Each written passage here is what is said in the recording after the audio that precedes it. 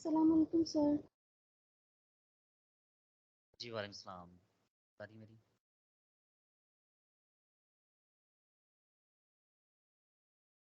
जी वालेकुम सलाम, मेरी आवाज़ आ रही है?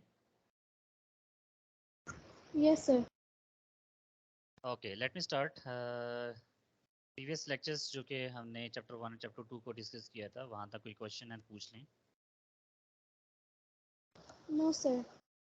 ओके, साथ साथ याद कर रही हैं, रिवाइज कर रही हैं सब कुछ? Yes sir. मैथ के लिए असल में मुझे मैथ का भी पेपर देना है ना, तो उसकी प्रैक्टिस भी करती हूँ, तो थोड़ा इसका भी करती हूँ, मैथ का भी करती हूँ। ठीक है, तो डिवीजन कर लेना कि इतने आवर्स वेलकम आपने सर। फिजिक्स को स्टडी करना है और इतने अपना टाइम मैथ को देना है, ठीक है? Yes sir. दोनों ही इंपॉर्टेंट सब्जेक्ट हैं, मैथ और फिज़िक्स। दोनों को अच्छी से तैयारी करें ताकि इस दफ़ा मुझे तो उम्मीद है कि आप काफ़ी अच्छा कर लेंगे, ऐसे ही है यस सर, इंशाल्लाह। इंशाल्लाह। Okay, let me start with the chapter 3, dynamics. और डायनामिक्स हमें ये टॉपिक्स कवर होते हैं। अच्छा, तो मैं अक्सर स्टूडेंट्स को बताता हूँ कि हमारे पास ना, जिस तरह चैप्टर 1 था, चैप्टर 2 हमने डिस्कस किया, ठीक है? तो इसी तरह चैप्टर 3 को भी हम डिस्कस करेंगे, ठीक है? तो यहाँ पे आपको एक चीज़ पता होनी चाहिए, जब सॉरी चार्जेस कहाँ से आ गए, चैप्टर नंबर 3। तो यहाँ पे एक चीज़ का आपको आइडिया होना चाहिए। मैं अक्सर स्टूडेंट्स को ये चीज़ गाइड कर रहा होता हूँ कि जब क्वेश्चंस आपके पेपर में आते हैं ना, सपोज क्वेश्चंस लिखे हुए हैं बहुत सारे, ठीक है? उसमें से पहला क्वेश्चन आपने रीड किया, जैसे ही पहला क्वेश्चन रीड किया ना, तो आपको क्लिक होना चाहिए कि इस चैप्टर में से आया। तो सबसे पहले अगर ये टारगेट आपको क्लियर हो जाता है कि ये कौन से चैप्टर में से आया है, तो आप 50% उस क्वेश्चन को अटेम्प्ट करने के काबिल हो जाती है, ठीक है? फिर नेक्स्ट, अगर हमारे पास जब आगे मूव करते हैं हम, ठीक है, तो उसमें हमारे पास दूसरा स्टेप क्या आता है, जब वो आपको पता चल गया कौन से चैप्टर में से आया है, फिर आपको ये पता चल जाए कि वो कौन से टॉपिक में से आया है।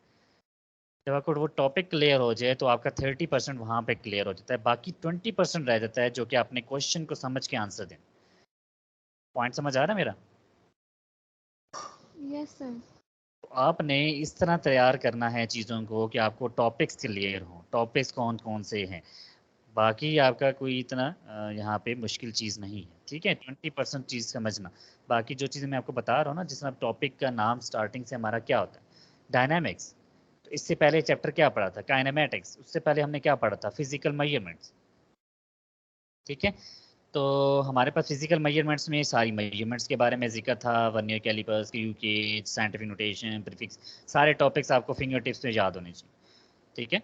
सिग्निफिकेंट फिगर्स ये सारे हमने पढ़े थे। उसके बाद मेजरिंग इंस्ट्रूमेंट्स कुछ पढ़े थे हमने, जिसमें मीटर, रूलर, स्टॉप वॉच, ये सारा कुछ हमने पढ़ा था। फिर हमने सेकंड चैप्टर पढ़ा kinematics.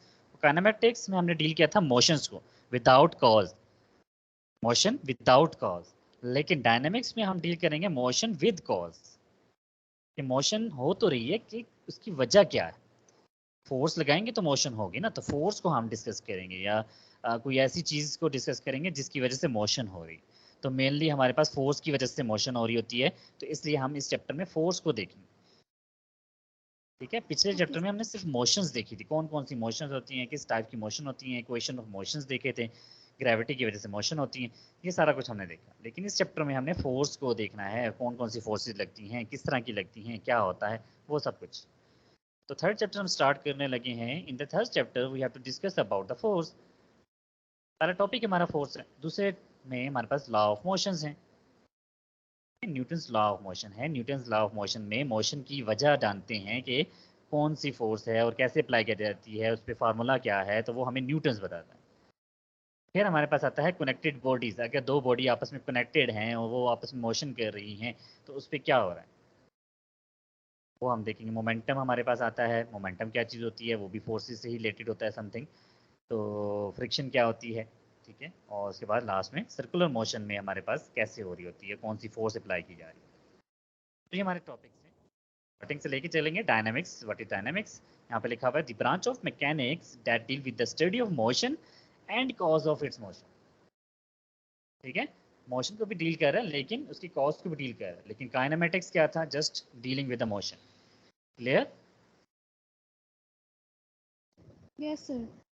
Okay, next one topic हमारा जैसे स्टार्ट हो रहा है, डेट इज फोर्स। फोर्स क्या होती है आपको पता है जी? फोर्स अगर सिंपल वर्ड्स आके पूछा जाए फोर्स क्या है तो आप क्या बताएंगे?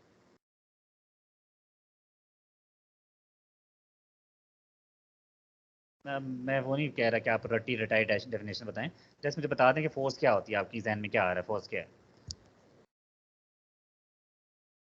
सर अगर फोर्स नहीं होगी तो हम कोई काम मतलब कैसे कर सकते हैं, मतलब हम फोर्स लगा कर ही कोई काम करते हैं।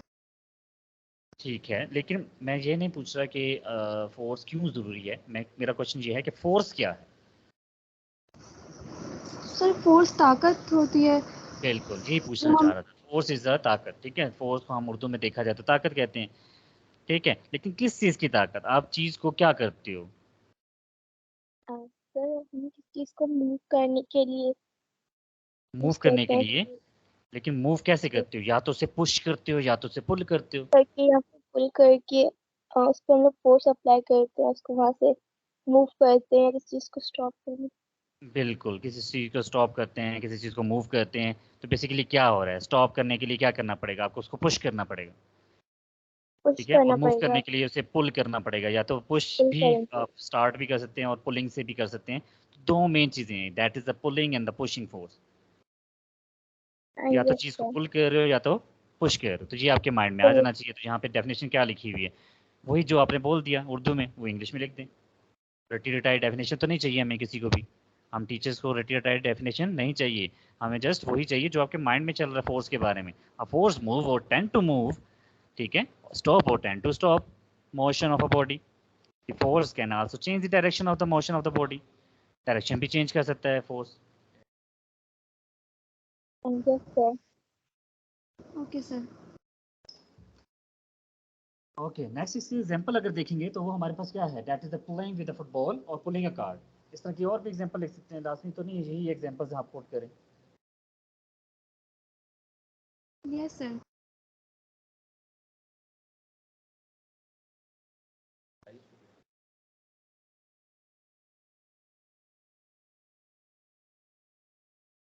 ठीक है, तो यहाँ पे हमारे पास अब एक और चीज़ देख लेते हैं कि जिस तरह अभी मैंने बताया ना, डायरेक्शन को भी चेंज कर देता है फोर्स।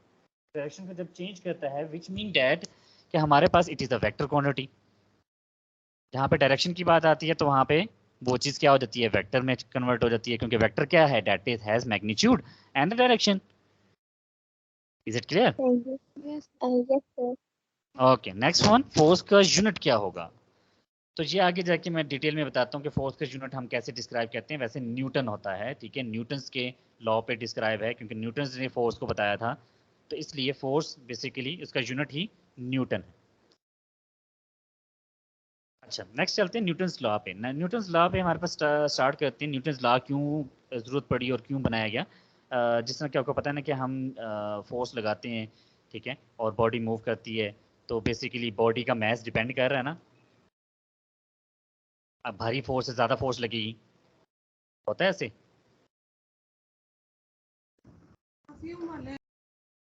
यस इसी सर। तरह अगर मैं फर्स्ट लॉ की बात करूं तो अगर कोई बॉडी मूव कर रही है तो वो तब तक मूव करती रहती है जब तक मैं उसे रोकूं नहीं।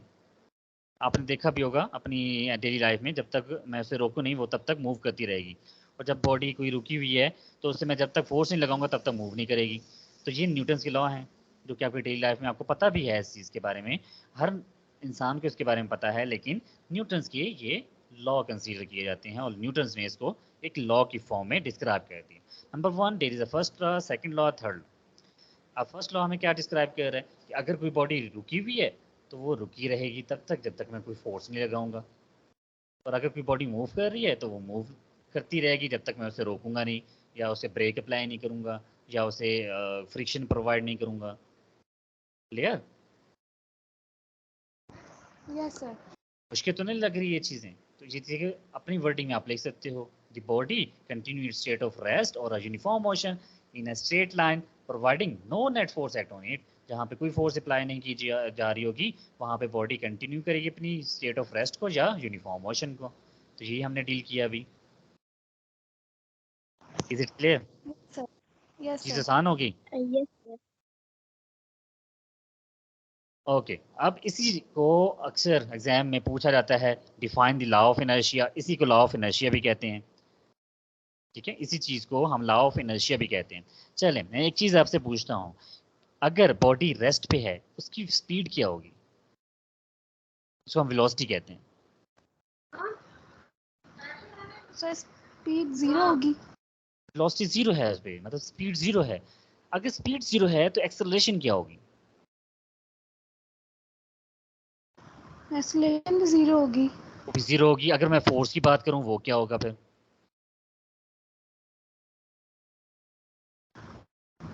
सर फोर्स भी नहीं होगी। फोर्स भी नहीं होगी, फोर्स नहीं है तभी तो वो मूव नहीं कर रहा, तभी तो एक्सेलरेशन नहीं हो रही। तो इसका मतलब क्या हुआ, इनडायरेक्टली हमने प्रूव नहीं कर लिया कि फोर्स नहीं होगी तो वो बॉडी रेस्ट पे रहेगी। ये मैथमेटिकल भी हमने देख लिया। Yes sir. Yes clear sir. हुआ ये चीज? तो ये चीज देखो, आपने खुद ही मुझे ये चीज बताई कि फोर्स नहीं है तो वेलोसिटी नहीं है तो एक्सेलरेशन नहीं है।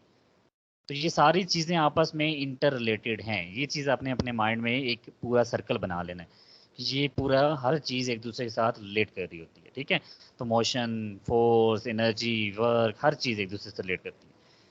अब यहाँ पे देखें कि इसकी एग्जांपल्स दी हुई हैं, continue motion of a ball और a table place in a room, क्योंकि वो रेस्ट पे है और एक चीज मूव कर रही है। Next, there is a second law of motion. Second law of motion में हमारे पास क्या है, if we are applying the force, अगर मैं किसी बॉडी पे फोर्स अप्लाई करता हूँ तो क्या होगा, या तो वो चीज रुक जाएगी या तो वो मूव करने लग जाएगी। Clear? Yes Yes, sir. sir. तो पहले में तो हमने कहा कोई फोर्स अप्लाई नहीं करनी, तो कोई चीज मूव कर रही है तो मूव करती रहेगी। दूसरी, कोई चीज रेस्ट पे है तो रेस्ट पे रहेगी। लेकिन दूसरी कंडीशन में हमने क्या कहा कि आप हम फोर्स अप्लाई कर रहे हैं, जब फोर्स अप्लाई करेंगे वो मूव करेगी या रुकी जाएगी, रुक जाएगी। दो कंडीशन आ जाती हैं इसमें भी। ठीक है, तो अब वो जो फोर्स अप्लाई कर रही है वो डिपेंड किस चीज पे कर रही है? हमारे पास अभी हमने देखा कि फोर्स डिपेंड कर रही है सीधा सीधा एक्सेलरेशन। ठीक है, इनडायरेक्टली अगर कहा जाए जो एक्सेलरेशन तब भी होती है, ठीक है, बॉडी एक्सेलरेट या उसकी स्पीड तब भी तेज होती है जब फोर्स ज्यादा होती है। या एक और चीज बता दूं, एक्सेलरेशन एक्सेलरेशन क्या होती है, स्पीड ज्यादा होना। स्पीड ज्यादा तब होगी जब मैस कम होगा। मैस, एक चीज ज्यादा है दूसरी चीज कम है तो इनवर्स रिलेशन होता है। क्लियर? Yes, sir. तो फोर्स के यस साथ सर। डायरेक्ट क्यों है, क्योंकि दोनों चीजें इंक्रीज हो रही हैं, दैट इज डायरेक्ट रिलेशन। अगर एक चीज इंक्रीज दूसरी चीज डिक्रीज हो रही है तो that is inverse relation. One over की फॉर्म में लिखते हैं। तो मैस ज्यादा होगा तो एक्सेलरेशन कम हो जाएगी।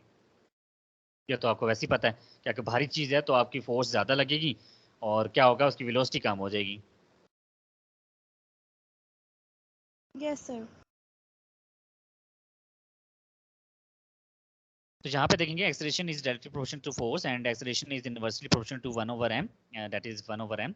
और इन दोनों इक्वेशन को कंबाइन किया, we get the acceleration proportional to force over mass. उसके बाद रीअरेंज किया, मास को लेफ्ट हैंड साइड पे मल्टीप्लाई किया, F is proportional to M A. ठीक है, अगर मैं प्रोपोर्शनल साइन हमेशा जब भी रिमूव करता हूँ तो इक्वल का साइन डालता हूँ, साथ में एक कांस्टेंट डालता हूँ। कांस्टेंट यहाँ पे क्या है, दैट इज के। ठीक है, के को यहाँ पे मैंने कह दिया दैट इज 1, तो we have to say that F is equal to M A is the second law of motion. Any question? No sir. आसान था। यस सर, इजी है। Okay, next Yes, one. sir. अब अक्सर बच्चों में confusion होती है कि मैथ्स क्या होता है, वेट क्या होता है। आप बता सकते हैं मैथ्स और वेट में क्या फ़र्क है?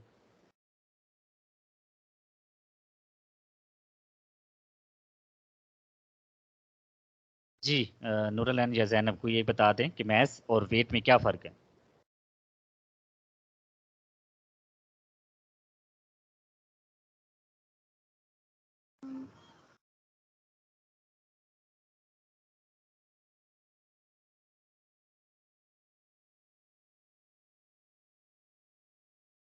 नहीं पता?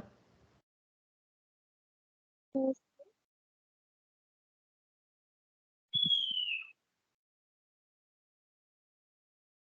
तो हमारे पास जो मैथ्स होता है वो हमारे पास जो हम वज़न मेजर करते हैं, डेट वज़न जिसे हम कहते हैं, वो मैथ्स होता है। वो जो कहते हैं ना कि दुकान से आप चीनी लेके आओ, 10 किलो चीनी लेके आओ, तो किलोग्राम जो होता है वो मैथ्स का यूनिट है। आप वहाँ पे वेट नहीं कर रहे होते। अक्सर हम कहते हैं ना हम वेट कर रहे हैं अपना, तो वहाँ पे हम वहाँ पे कंसीडर कर रहे होते हैं maths, not a weight. Weight is a force that gravity और अ बॉडी एक्ट डाउनवर्ड। जब बॉडी की फोर्स जो है वो डाउनवर्ड एक्ट करती है, that is called weight. Okay yes, sir. Weight force है, mass एक क्वांटिटी है, that is simple quantity that can be measured in kilogram, but weight is measured in newton, that means it is a force that body acting toward downward toward the earth, हमेशा downward की तरफ act करती है। और इसका formula का देखा जाए, अकॉर्डिंग टू फोर्स ही होता है, फोर्स का formula that is M A होता है, और वेट का फार्मूला देखें दैट इज एम जी होता है, due to gravity. Clear? Okay sir. Mass yes is sir. a scalar quantity, weight is a force, that's why it is called as a vector quantity. तो weight को हम vector कहते हैं, mass को scalar कहते हैं। कोई question यहाँ तक? No sir. Yes, I know this. Okay, moving toward the next law, that is the Newton's third law of motion. If you are discussing about the Newton's third law, तो एक छोटी सी example देता हूँ just for the funny way कि आपके पास क्या है। अगर आप किसी को चांटा लगाते हैं तो वो आपको चांटा वापस लगाता है। तो समझ आया? Yes sir. No, हाँ जी, क्या समझ आया कि अगर मैं किसी को मारूंगा तो वो वापस मुझे मारेगा। तो इसका मतलब क्या हुआ कि हर एक्शन का रिएक्शन होता है, लेकिन मैंने सामने से एक्शन किया, उसने अपनी तरफ से रिएक्शन दिया जो कि ऑपोजिट डायरेक्शन में था। Concept clear? yes, sir. Yes ये सर। बच्चों के साथ ज़्यादा अच्छे से समझ आता है, क्योंकि अक्सर मदर से फादर से डांट और वो क्या कहते हैं कि थप्पड़ पड़ते रहते हैं। तो जब थप्पड़ पड़ते हैं ना, तो आपको एक्शन होता है ना, तो आप दूसरी तरफ जाके गिरते हैं, तो वो रिएक्ट होता है आपका। ठीक है, या आपका मुंह बन जाता है, वो रिएक्शन शो करते हैं ना अपने चेहरे से, तो दैट इज़ अ रिएक्शन। तो उस तरह भी आप कह सकते हैं। या आप किसी स्टूडेंट को या आप किसी अपनी दोस्त को ही थप्पड़ मार देते हैं, तो वो दोस्त आपको दोबारा थप्पड़ मारेगा, तो that is a action and reaction but opposite in direction. Clear? Yes, sir. हाँ, ये एग्जांपल ना लिख दीजिएगा, क्योंकि ये कंसीडर नहीं होते एग्जांपल। ये फनी वे में जस्ट समझाने के लिए था। आप एग्जांपल जिस तरह बुक की ले सकते हैं, किसी भी बॉल के ले सकते हैं। If you are placing ball, जिस तरह ये अच्छा, ये एक अच्छा एक्सपेरिमेंट है। आपके पास कोई साइकिल है छोटी सी, तो आप क्या करोगे, बॉल आगे तरफ फेंकोगे ना, तो आप पीछे की तरफ जाओगे। तो आप आगे एक्शन कर रहे हो और आप पीछे जा रहे हो। ये भी ट्राई कर सकते हो, आप बॉल दीवार पे फेंकते हो, वापस आती है। तो इसका मतलब क्या हुआ, आपने दीवार पे एक्शन किया और दीवार ने वापस रिएक्शन कर दिया। Reaction here. Yes, sir. Yes sir. Clear about the Newton's third law of motion? Yes, sir. Clear. Okay, sir ये moving opposite toward, yes question. Sir ये ऑपोजिट रिएक्शन का क्या मतलब? Opposite reaction का मतलब दीवार पे बॉल मारोगे तो दीवार आपकी तरफ मारेगी ना वापस, मतलब रिवर्स बैक करती है आपको। तो ऑपोजिट होती है, उल्टा होती है। Okay sir. तो आपने अगर अपने दोस्त को थप्पड़ मारना है, ठीक है, तो आप दोबारा तो नहीं मारोगे ना, दोस्त आपको दोबारा मारती है, तो दोस्त की तरफ से वो थप्पड़ आता है, तो वो ऑपोजिट होता है। Okay sir. ठीक है, क्लियर है? अब नेक्स्ट चलते हैं, इसमें दो चीज़ें आती हैं, नॉर्मल फोर्स और टेंशन फोर्स। ठीक है, नॉर्मल फोर्स इसे कहते हैं, जिस तरह अगर एक टेबल, आप टेबल पे बुक पड़ी हुई है, आपके साथ ही पड़ी होगी, ठीक है, आप देखेंगे कि वहाँ पे हमारे पास टेबल एक नॉर्मल फोर्स लगा रहा है, जो कि ऊपर की तरफ लगाएगा, स्ट्रेट ऊपर। ठीक है, जिस तरह आपको यहाँ पे, अगर मैं टेबल को मतलब टिल्ट भी कर दूँ ना, थोड़ा सा टेढ़ा कर दूँ, लेकिन फिर भी वो टेबल के बिल्कुल परपेंडिकुलर होगा, टेबल के बिल्कुल ऊपर की तरफ जो फोर्स लग रही होगी, टेबल बुक पे लगा रही होगी, that is normal force. Clear? Yes, sir. Sir. Okay, next one is tension. Tension क्या होता है, कोई हैंगिंग पोजीशन में कोई चीज़ है, जिस तरह अक्सर घरों में वो वायर्स होती हैं जिसके ऊपर कपड़े हैंग किए जाते हैं, तो वो बेसिकली टेंशन वाली कंडीशन होती है कि वायर के ऊपर आप टेंशन दे रहे हो। जहाँ पे वायर कंडीशन आती है या हैंगिंग कंडीशन आती है, वहाँ पे टेंशन आती है। क्लियर? और जहाँ पे भी टेंशन ना ऊपर की तरफ ही है, जिस तरह नॉर्मल फोर्स ऊपर की तरफ थी, टेबल ऊपर की तरफ फोर्स लगा रहा था, इस तरह स्ट्रिंग भी ऊपर की तरफ फोर्स लगा रहा था, ताकि वो चीज़ हैंग्ड रहे। Okay sir. जी, कोई क्वेश्चन तो नहीं है, ज़्यादा फास्ट तो नहीं जा रहा?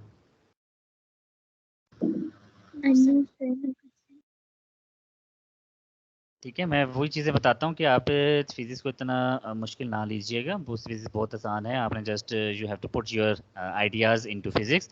अपने आइडियाज़ को फिज़िक्स में पुट कर सकते हैं आप, ठीक है? जिसमें आपने टेंशन पड़ी, तो टेंशन अपनी वर्डिंग में लिख दें। कोई रट्टे की यहाँ पे ज़रूरत नहीं है। जो मेरी स्लाइड है, इसको रट्टा लगाने की ज़रूरत नहीं है। इसको एक तरफ समझें और उसको अपनी वर्डिंग में लिख दें। क्लियर है? Yes sir. तो ये जब मैं 9th क्लास को पढ़ा रहा था, तो एक टेस्ट उनके लिए लिया था, that is scientific notation, significant figures और ये सारा कुछ, ठीक है? तो ये उनके लिए था। तो यहाँ पे हम स्टार्ट करते हैं कनेक्टेड बॉडीज़।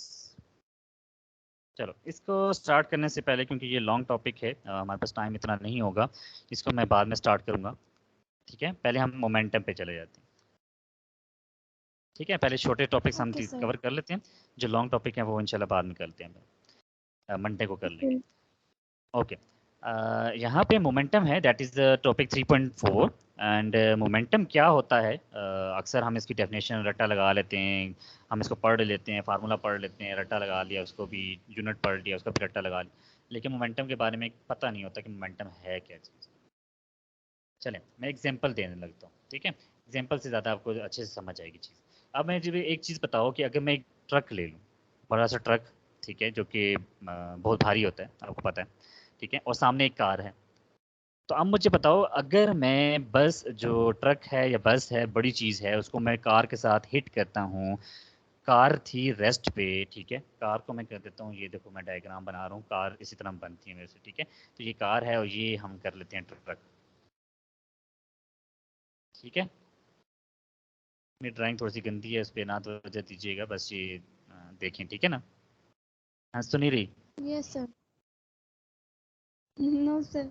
अच्छा अच्छा, मैंने कहा शायद हंस रहे हो शायद मेरे डायग्राम्स के। अच्छा, मैं जस्ट एग्जांपल दे रहा हूँ कि क्योंकि हम फिजिक्स में ना एज्यूम करते हैं कि ये चीज़ इस तरह हो गई, तो मैंने एज्यूम किया ये जो डब्बा है ना, ये ट्रक है, और जो छोटा डब्बा है वो कार। तो अगर मैं यहाँ पे डील करूँ कि बड़ा जो ट्रक है वो मूव करके आ रहा है और कार को हिट करता है, तो मुझे पता है नुकसान किसको होना सर कार का। है, कार का होना है। लेकिन अगर मैं इसको उल्टा कर दूँ, मैं कार को जाके ट्रक में मतलब हिट कर दूँ, तो मुझे बताएं फिर नुकसान किसका होना है?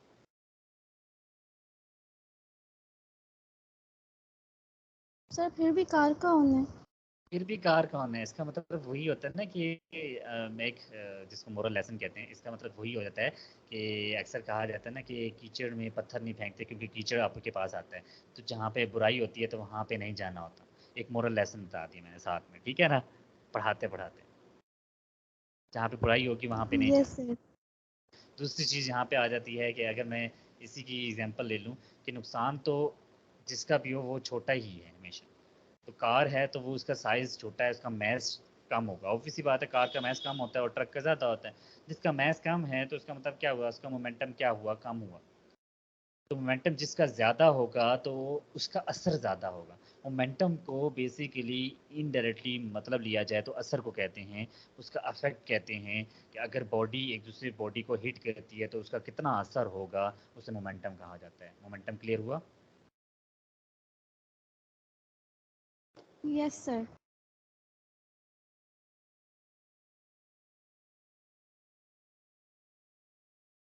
तो इस तरह एक फ़नी वे में एक और एग्जांपल ले सकते हैं, कोई अपने पे ना लिए, ठीक है? जस्ट इस पे ये है कि एक मोटा इंसान और एक पतला है, ठीक है? तो क्या होता है कि मोटा जब भाग के आए और पतले को हिट करे तो क्या फ़र्क पड़ेगा? जो पतला है वो उड़ के मतलब कहते हैं कि वो दूर चला जाएगा, ऐसे ही होगा। Yes sir. और इसी तरह अगर मैं पतले इंसान को मोटे इंसान के साथ टक्कर करवा दूँ, ठीक है? मोटा इंसान खड़ा है, फिर भी पतला इंसान ही दूर जाएगा।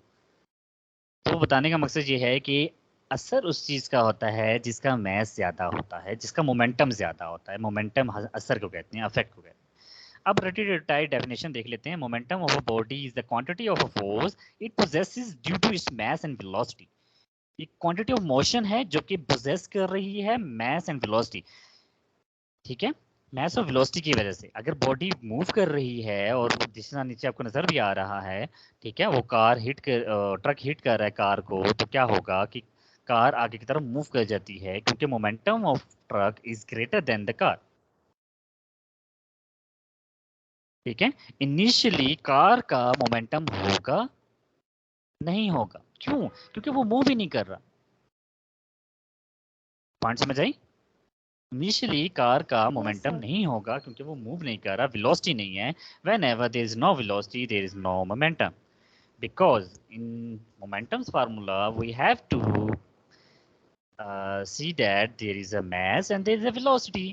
वहाँ पे mass भी होगा, velocity भी होगी। तो mass का होना तो हर चीज mass तो होती, लेकिन velocity नहीं भी होती। जिस तरह अभी कार रेस्ट पे थी तो velocity नहीं थी, मोमेंटम कार की नहीं था, वो तो असर ही नहीं करेगा। क्यों? क्योंकि वो तो रुका हुआ है। वो असर तब करेगा जब वो मूव करके किसी को हिट करेगा। पॉइंट समझ आया? Yes sir. तो यहाँ पे बताने का मकसद मोमेंटम उसी का होता है जिसकी वेलोसिटी होती है, और वेलोसिटी अगर ज़्यादा हो तो आप देखो मोमेंटम उतना ज़्यादा हो। लेकिन अगर मैस भी ज़्यादा हो और वेलोसिटी भी ज़्यादा हो, जिसमें ट्रक की है मैस भी ज़्यादा है वेलोसिटी भी ज़्यादा है, उसका मोमेंटम बहुत ज़्यादा होगा।